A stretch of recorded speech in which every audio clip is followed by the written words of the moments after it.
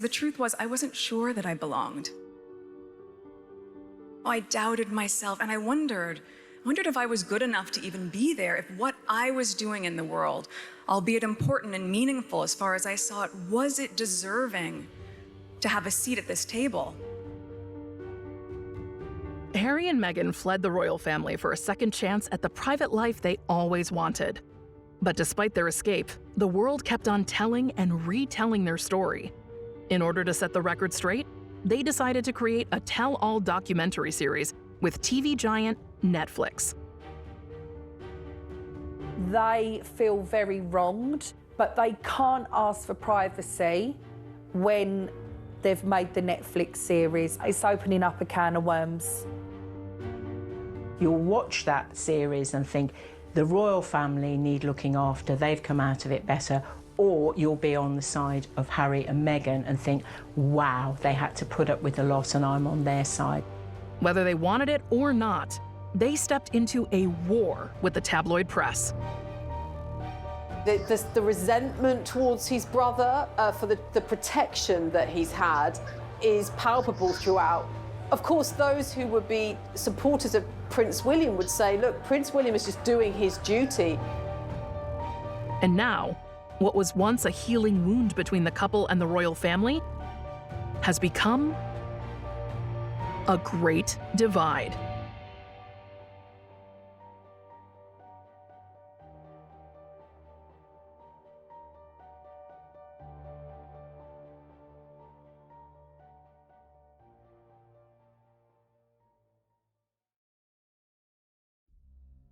On December 8th, the all-access documentary series released, titled Harry and Meghan. I think there's a sort of sense of both disappointment and exasperation at the palace that the couple feel the need to keep going on about how miserable they were in their royal existence. At the same time, the couple feel that they need to keep telling the world why they left. You'll watch that series and think, the royal family need looking after, they've come out of it better. Or you'll be on the side of Harry and Meghan and think, wow, they had to put up with a lot and I'm on their side. She's becoming a royal rock star. And then everything changed. There's a hierarchy of the family. You know, there's leaking, but there's also planting of stories. There was a war against Meghan to suit other people's agendas.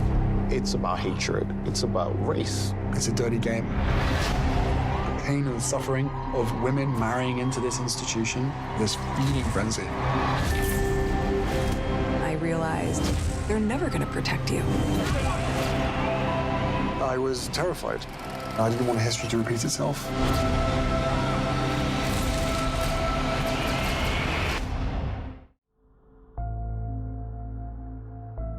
The Sussex brand, both in the UK and America, is being helped in one way by this Netflix documentary series by bringing the Sussexes back onto our radar screens, if not our TV screens. So there is perhaps a fear that out of sight means out of mind, and by cooperating with Netflix on a documentary like this, it gets us all talking about them again, and it keeps them in the limelight, and it keeps their brand of Harry and Meghan alive. This was the couple's attempt to get across their own side of the story, from their meeting and attempts to integrate into the royal family through to their departure. The series is unlike anything seen before, only close in comparison to the Panorama interview with Princess Diana in 1995. Years of stories half told and whispered through the media were expanded and clarified. The couple's first introduction was via an Instagram post, Harry revealed. Meghan spoke about the whirlwind of pressure meeting Prince William and Princess Kate for the first time. Meghan even demonstrated her curtsy from the first nail-biting visit to the late Queen Elizabeth II. Meghan claims that her wardrobe was strictly controlled during her tenure as a royal. Barred from bright colors to avoid clashing with the Queen, Meghan chose to wear camel and beige in order to blend in and not stand out. Harry, the Duke of Sussex, is seen in the show proclaiming that royals don't marry for love. Instead, they feel incredible pressure to marry someone that fits the mold. The fallout from the series has seemingly caught the entire world in a fierce debate, and it seems everybody has something to say about what the couple had to say.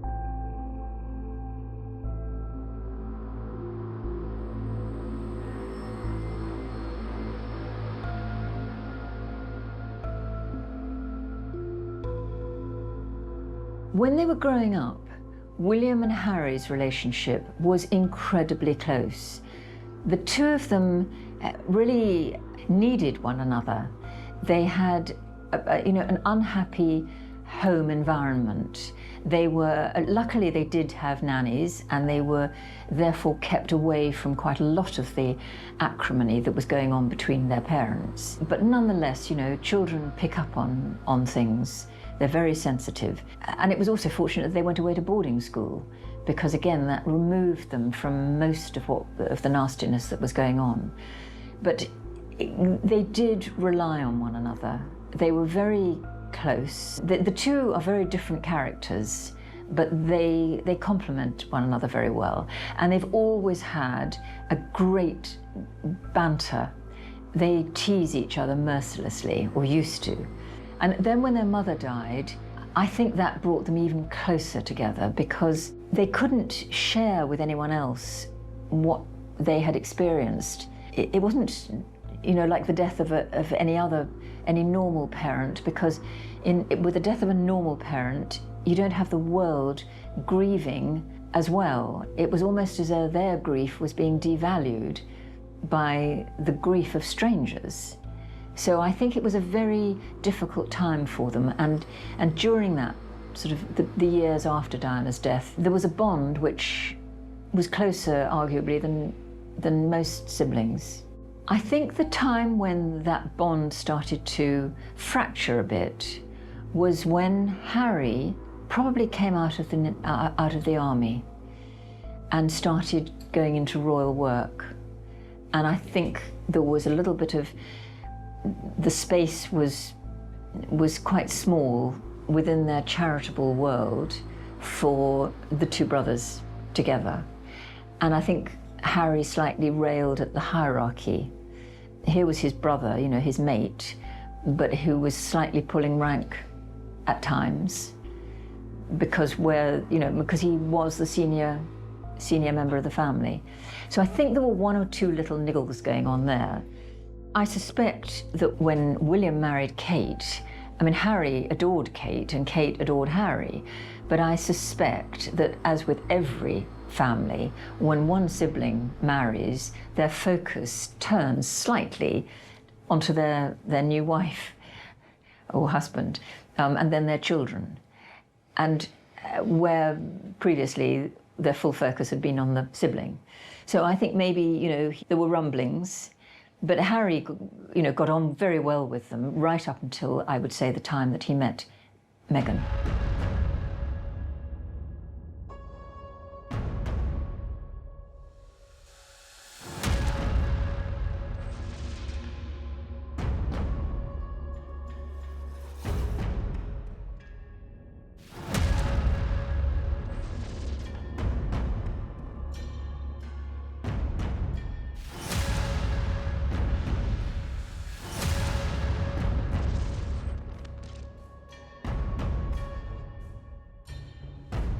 On January 13th, 2020, royal watchers were on the edge of their seats as Harry and Meghan entered what was infamously called a crisis meeting with Her Majesty the Queen, Prince Charles, and Prince William.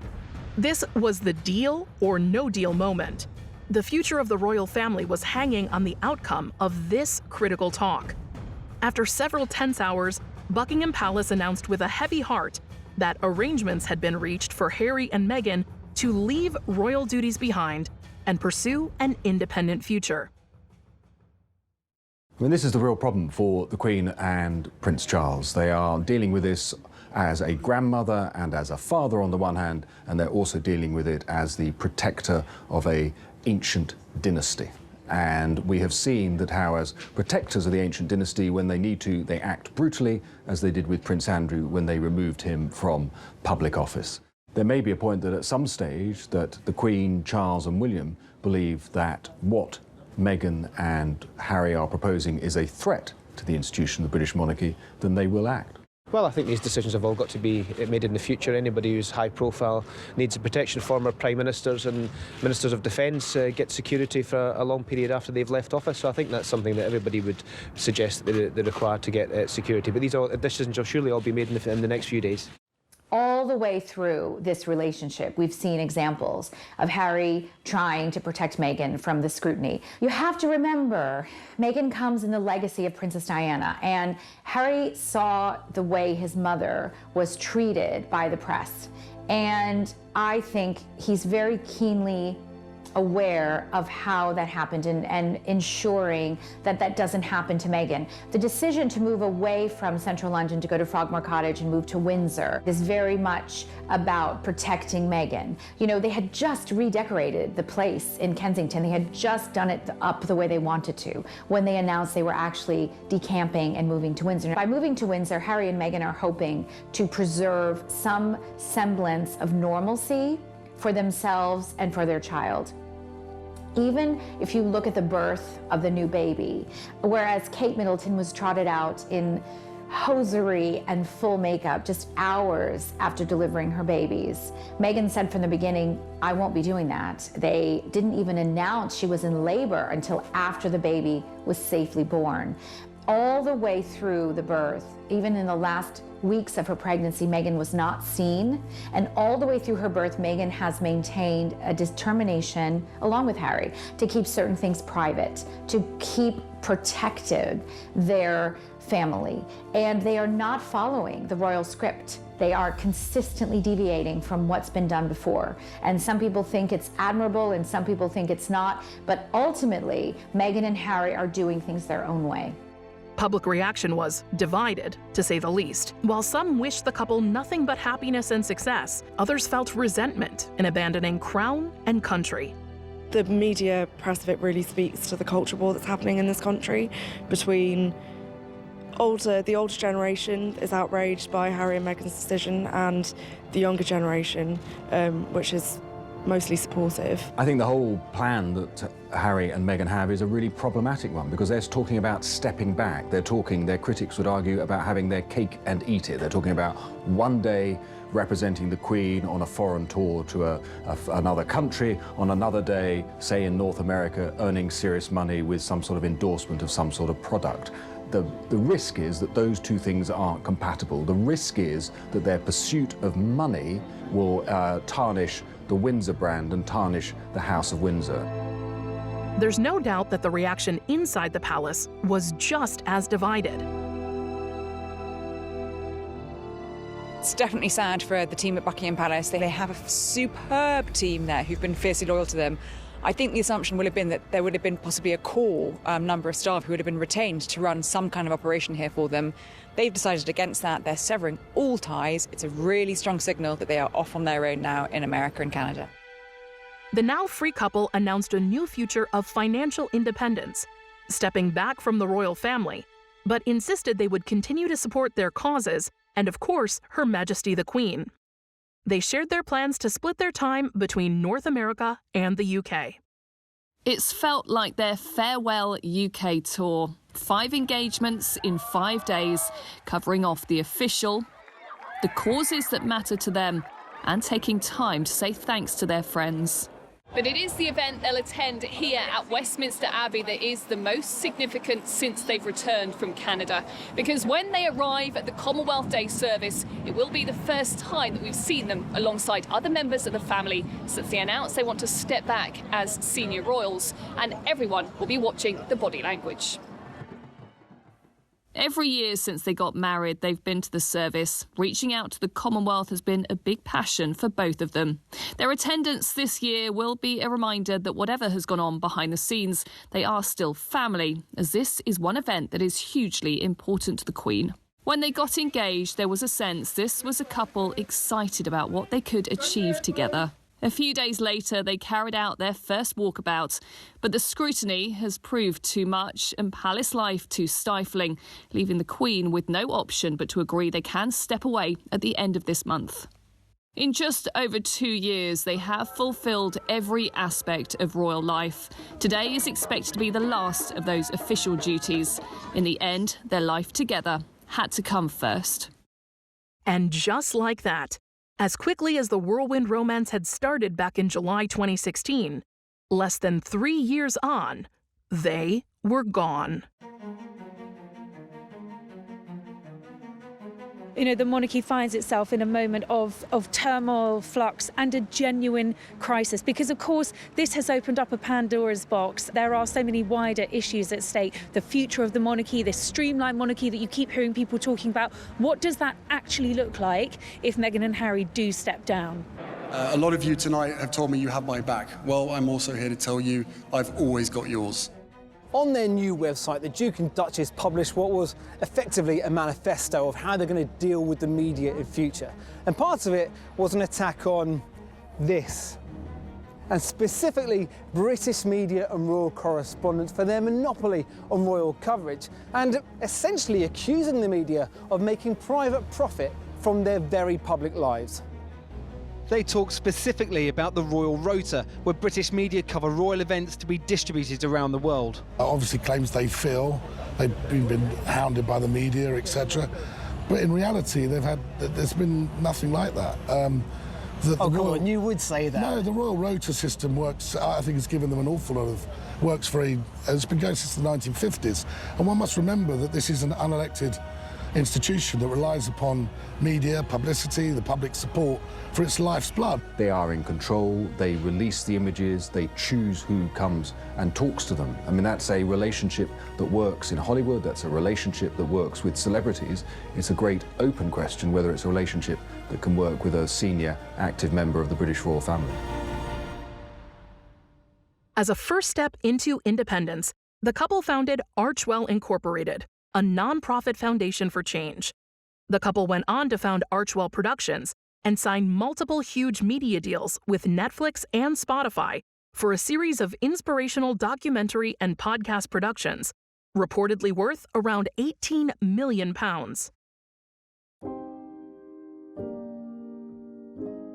Meghan fell pregnant very quickly. They hadn't been married that long when she got pregnant. And according to all reports and rumors, they had just started trying and she got pregnant. Now, Meghan was not extremely young, you know, in pregnancy terms, 36 is geriatric. I mean, that's literally the term. So I think they didn't want to wait around. They knew they wanted a family and they didn't know how long it would take, but it happened very quickly. And I think both Meghan and Harry were surprised at how quickly it happened, but it's all the more of a blessing. Meghan is very much a belly cupper. Every single picture we saw when she was pregnant, she was cupping that belly. Sometimes we had a double cup above and underneath the belly. You know, this is something a lot of celebrities do on red carpets. Meghan Markle is a celebrity. She's an actress. She knows about angles. She knows about what makes a good picture. She knows about what's a good story visually. She's smart, and she has used some very smart strategy in her role. There's nothing wrong with that, by the way, to use the knowledge you gleaned in one field and career in another one. Meghan Markle has been one of the most stylish pregnant women that we've ever seen. She didn't favor maternity clothes. She tended to wear designer clothes which would accommodate her bump. Meghan has a very slim, long, lean, beautiful figure, and she was able to wear designer clothes all the way through. She looked gorgeous the entire pregnancy. The only visible difference, apart from the bump, was her face was perhaps a bit fuller, and actually it just made her look even younger to have the kind of rosy cheeks that she had through the pregnancy. Pregnancy very much suited her, and I would be shocked if this is the only baby that these two are going to have. Meghan's pregnancy was actually announced during her first royal tour, and there was a backlash actually because it was announced so soon after Princess Eugenie's wedding. A lot of people felt that it had stolen the thunder for poor Eugenie, who had gotten married literally like the day or 2 days before. It was ridiculous because Meghan has the right, first of all, to announce her pregnancy anytime she wants to, and probably they waited until after Eugenie's wedding to announce because they didn't want to steal her thunder. But Meghan was in the middle of a royal tour in which she was probably going to miss engagements due to morning sickness or fears for her getting pushed to jostle too much in the crowd. She had to explain herself, and she had the right to stay home if she was tired one morning when she was in the early throes of pregnancy. So I think Meghan and Harry felt they had to announce in a way because she was in the middle of a royal tour. She probably was going to get a little more tired, and there might be obvious bump pictures which would just set off a fury of speculation. Meghan showed very early in her pregnancy. She was only a little bit pregnant and she already had a bump. So I think it was a necessity really for Harry and Meghan to announce the pregnancy as early as they did. Prince Harry, anything you just want to share with us, the world? Yes, I'm very excited to announce that Meghan and myself had a baby boy early this morning. A very healthy boy. Mother and baby are doing incredibly well. It's been the most amazing experience I could ever possibly imagine. How any woman does what they do is beyond comprehension, but we're both absolutely thrilled and so grateful to all the love and support for everybody out there, from everybody out there. It's been amazing. So we just wanted to share this with everybody. I'm so incredibly proud of my wife. And as every father and parent would ever say, you know, your baby is absolutely amazing, but this little thing is absolutely to die for. So I'm just over the moon. Meghan's baby shower was very much a baby shower for a celebrity, not a baby shower for a royal.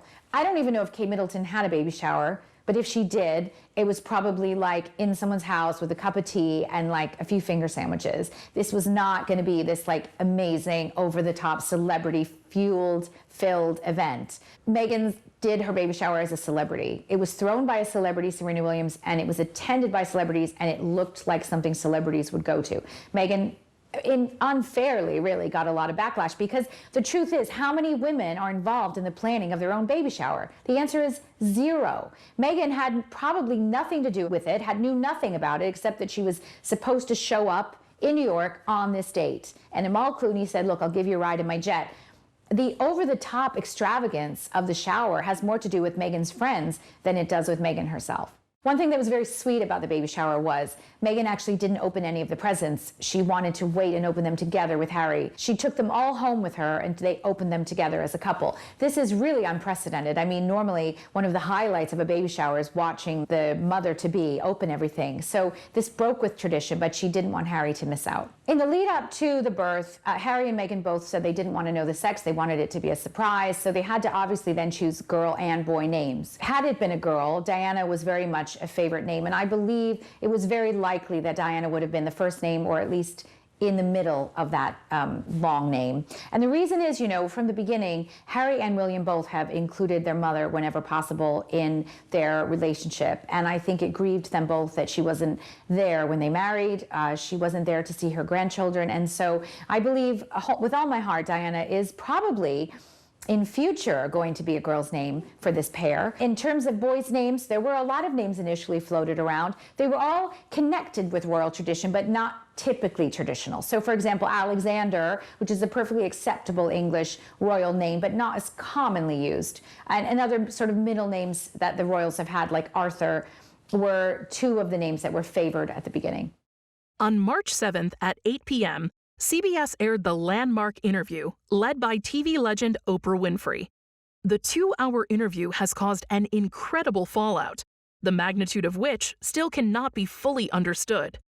It was the interview that some within Buckingham Palace must have feared.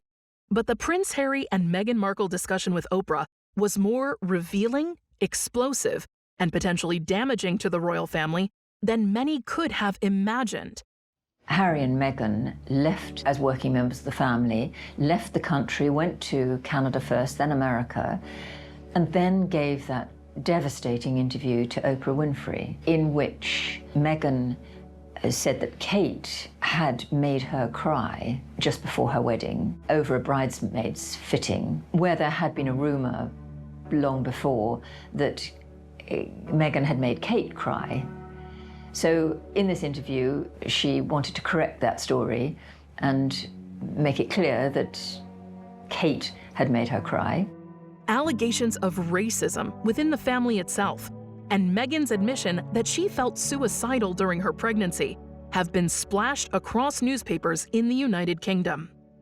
Throughout their 2-hour TV special, both Harry and Meghan spoke with eye-opening candor, delivering accusations and rebukes that outweighed even Princess Diana's landmark interview more than 2 decades earlier. Prince Harry's relationship with the media went bad and has got progressively worse ever since his mother died. He believes deeply and profoundly that the media contributed to his mother's untimely death. So ever since her death, he has tried to find an accommodation, and that accommodation has been his acceptance that the intense interest in him could be used by him to throw focus on issues that he is passionate about.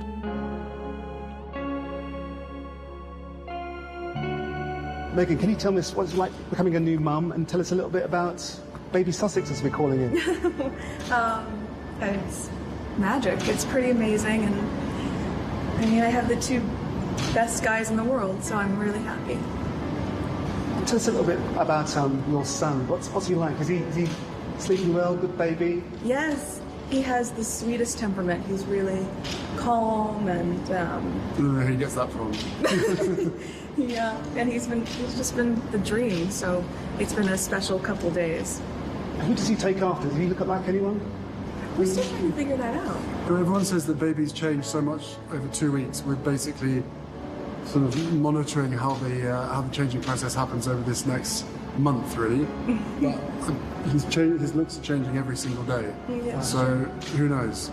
And how are you finding parenting generally? Is it still a special moment?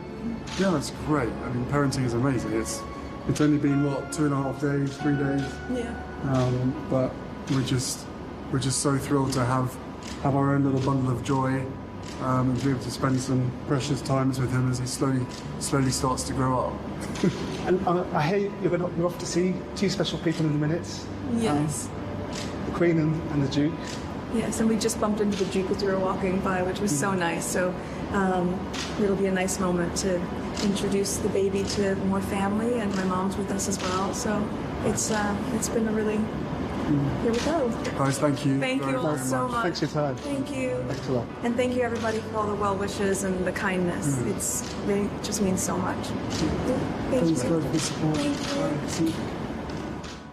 Behind the tall walls of Windsor Castle is where fewer than 25 guests were invited to witness the newest royal baptism. Those invited taken discreetly to the tiny private chapel. Outside, though, the streets were thronging with people. Those hoping to catch a glimpse of the royal christening, though, were left disappointed. We do pay for the royal family, including Meghan and Harry, and I think that they could have given us a little, a little something. I think it should be public, it always has been. Why change it? It's their decision, it's their family. It's not as if they're direct in line. And this royal watcher says the public may have to get used to this royal couple's desire for privacy.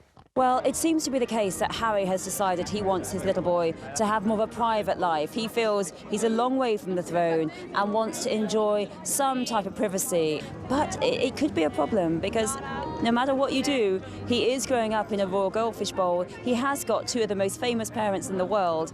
Today's christening is a very different royal event, part of the continuing desire by the Duke and Duchess of Sussex to raise their son Archie out of the spotlight. And they're a couple determined to do things their own way. According to Harry, the royal family completely cut him off financially around the first quarter of 2020, when they decided to become independent from the royal family. This left him concerned for his safety and the safety of his family. He said that he now is living off his inheritance from his mother. The most complicated of all the issues raised by the couple's decision to step down is their protection, specifically what form it will take, who will provide it, and who will pay for it. Prince Charles has agreed to keep funding the couple and their son from his own private income, but by stepping back, Harry and Meghan will now be able to work. There are still lots of details to work out, but Harry and Meghan will soon be embarking on a new life and a different kind of royalty. It was a terrible interview, which really did huge damage to the monarchy, to Britain, as a whole, because Meghan talked about the country really being racist and did huge damage to Harry's relationship with his father and with William. Harry also accused his father of cutting him off financially, which we now know actually wasn't true. We now know several things that were said in that interview were not true. Meghan claimed that she experienced racism from certain undisclosed members of the royal family who questioned her about Archie's skin color. They both suggested that someone in the family had made a racist remark about the color of the baby's skin. And Harry talked about William being trapped in a lifestyle and from which he had been trapped himself and hadn't realized he was trapped until Meghan had made it clear to him. You know, Meghan herself has talked about the challenges of being biracial. She has said, you know, I wasn't black enough for the black roles, I wasn't white enough for the white roles, and I was in the middle as a mixed race woman. And her journey has been, in part, to find the strength and dignity and passion for that role and embodying a beautiful, strong, mixed race woman and all of that means. You know, Meghan is re-educating people. There's never been a mixed race royal baby as we have now. And this is an incredible thing. I remember I was at the royal wedding when Meghan and Harry got married. I was in Windsor.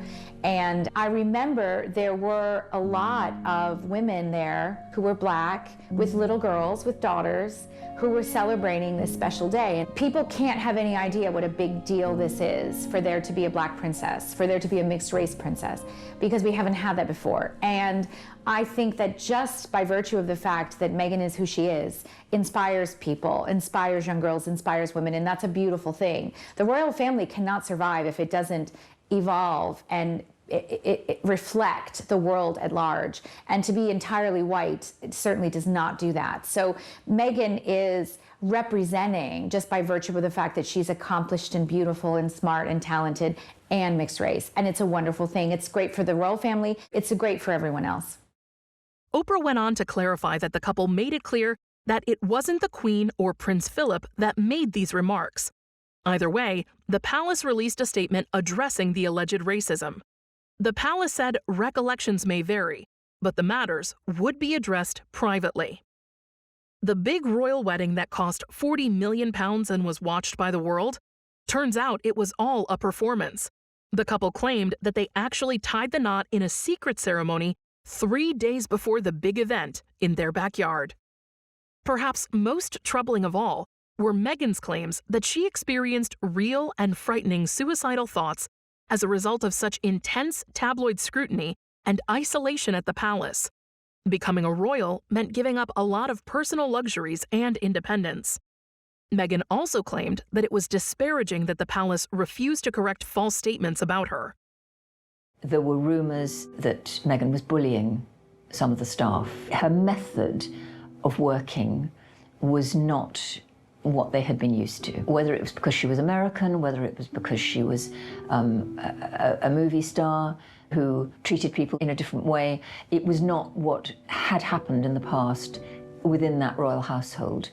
And I think William, when he heard that some members of staff were being reduced to tears or not enjoying their working life, I think he got very angry and he confronted Harry and told him what was going on. And Harry, I think, was protective of Meghan. So that is where I think the seeds of it all, of a fracture in this bond that had been so close, came from.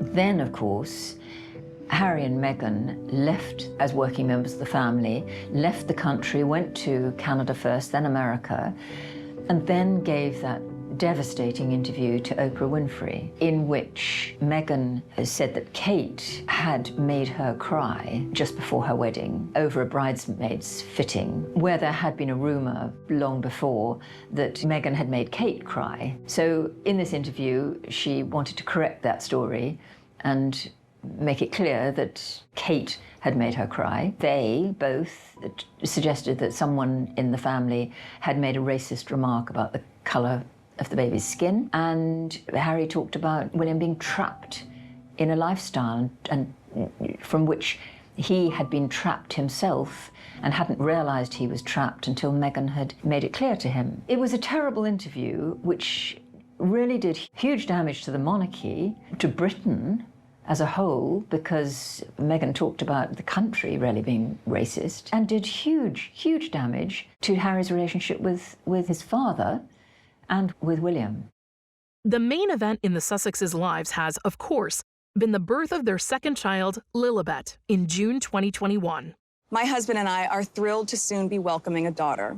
It's a feeling of joy we share with millions of other families around the world. When we think of her, we think of all the young women and girls around the globe who must be given the ability and support to lead us forward. Their future leadership depends on the decisions we make and the actions we take now to set them up and to set all of us up for a successful, equitable, and compassionate tomorrow.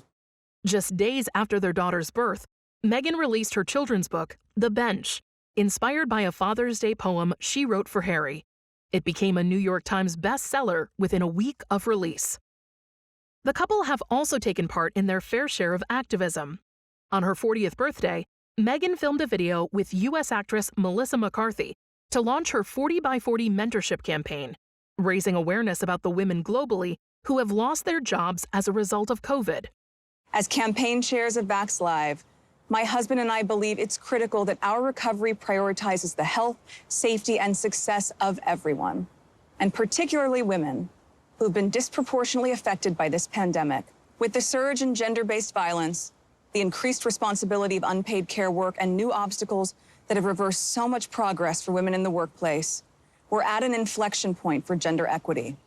Women, and especially women of color, have seen a generation of economic gain wiped out.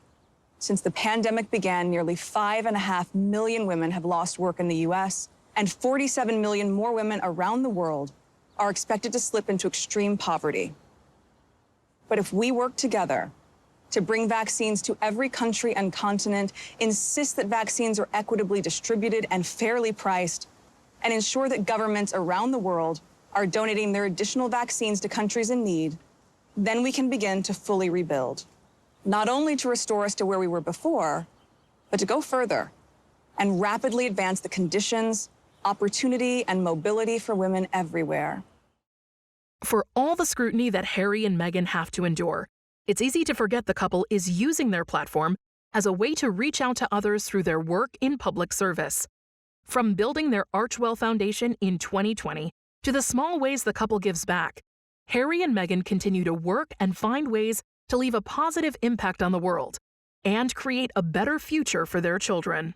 Meghan Markle is not someone who just wants a pretty designer dress and a glass of champagne. She is actually engaged and interested in the politics and the storylines of where they're going. In fact, she got in trouble when she met someone in Ireland who was in Parliament, I believe, and congratulated them on the defeat of a bill that would have nullified abortion in Ireland, and said, you know, that's great, and ended up getting in trouble because the Irish politician tweeted, oh, I had this great conversation with Meghan, and she congratulated us on the defeat of this initiative.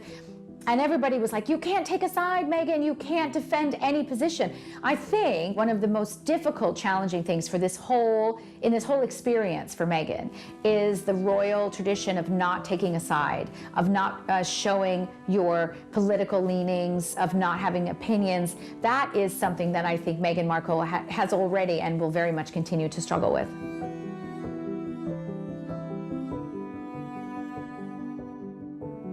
Two years after Prince Harry and Meghan Markle stepped back as senior members of the royal family, the couple returned to the UK for an exceptional reason. Harry and Meghan saw the Queen on a low-key visit before attending the 2022 Invictus Games in the Netherlands. The secret visit came almost a year after Prince Philip's funeral, which had been the last time Prince Harry was believed to have reunited with the Queen and the extended royal family. On September 8, 2022, while Meghan and Harry were in London preparing to attend a charity event, Queen Elizabeth II died at Balmoral Castle in Scotland.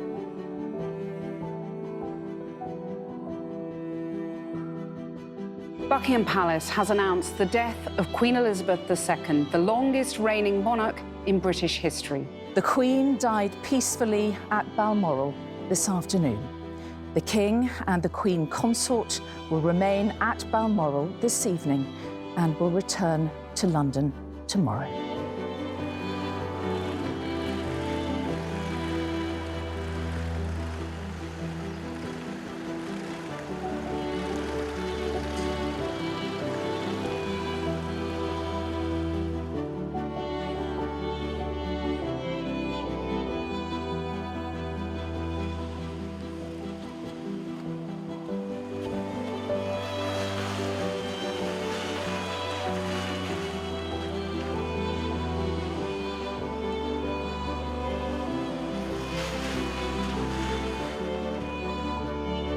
On September 10th, 2022, the new Prince and Princess of Wales, William and Catherine, were joined by the Duke and Duchess of Sussex at Windsor to view the tributes to the Queen and spent time talking to the crowds.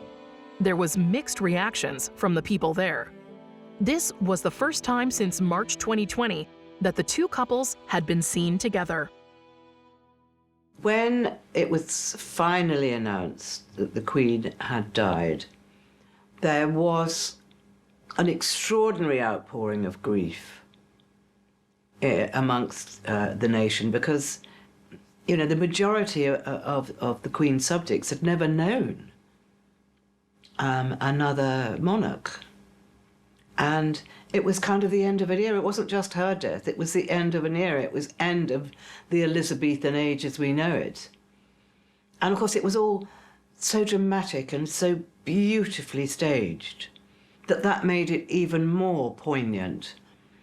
The soldiers, the wonderful music, the people that used to work for the Queen, walking behind her coffin was very, very moving. And the crowd, we know, was crying. Or they were crying, or they were cheering, or they were just silent, completely silent. You could hear a pin drop. I remember when Diana died and the day of her funeral, you could just hear the birds. You couldn't hear anything else. No sound from the crowd. And that is a sort of real high emotion.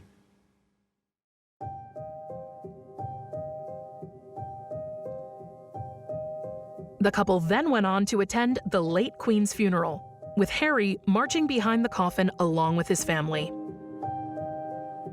In her life of service, we saw that abiding love of tradition, together with that fearless embrace of progress, which makes us great as nations. The affection, admiration, and respect she inspired became the hallmark of her reign. That was more than a promise. It was a profound personal commitment which defined her whole life. She made sacrifices for duty. Her dedication and devotion as sovereign never wavered, through times of change and progress, through times of joy and celebration, and through times of sadness and loss.